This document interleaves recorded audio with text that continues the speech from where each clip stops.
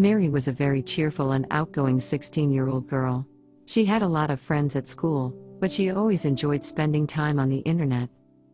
It was there that she found people with the same interests as hers, and made new friends. Welcome to the History or Truth channel. Subscribe to get the best stories. Leave your like and comment if it's true or history. It was during one of her wanderings on the internet that she met someone called Pedro. They started chatting frequently and soon became virtual friends. Pedro introduced himself as a 20-year-old young man who lived in the same city as Mary. He said that he was a neighbor of her family, but that they had never met in person. The conversations between Mary and Pedro became more and more frequent and intimate. They shared many things in common, and Mary began to feel that she could trust him.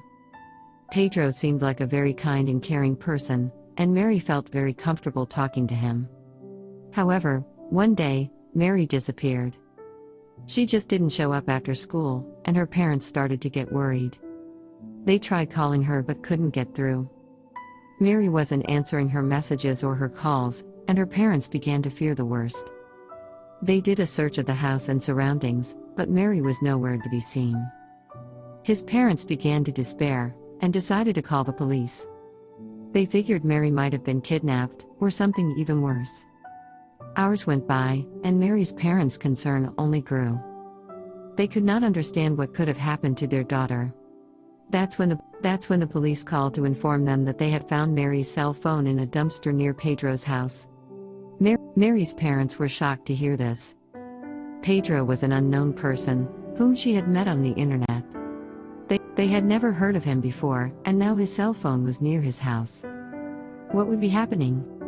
Mary's parents went to the police station, where they were informed that Pedro had been arrested for kidnapping. He had held Mary captive in his home for several days and had been caught trying to get rid of her cell phone. Mary's parents were shocked to hear this. They never imagined that a person she had met on the internet could be so dangerous. They were left wondering how this could have happened, and how they hadn't noticed that something strange was happening to their daughter. The police reported that Mary was safe but that she had been subjected to a very traumatic experience. She was receiving medical and psychological assistance, but Mary's parents were concerned about their daughter's emotional state. They wondered how they could have been so naive, and how they could have let their daughter become the victim of a cybercriminal. They decided they would never again allow their daughter to spend so much time on the internet unsupervised. They would also speak to Mary's school and other parents to warn them about the dangers of dating strangers online. Mary was released from the hospital a few days later, but she wasn't the same bubbly, outgoing girl she once was.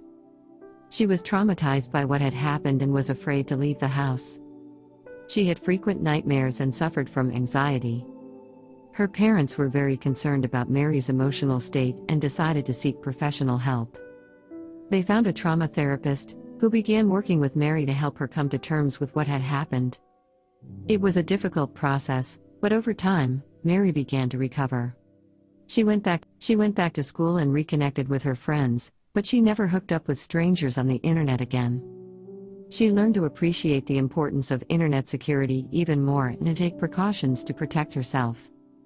Mary's parents learned a valuable lesson from what happened to their daughter. They realized that internet security is a very serious matter and that everyone should be aware of the risks.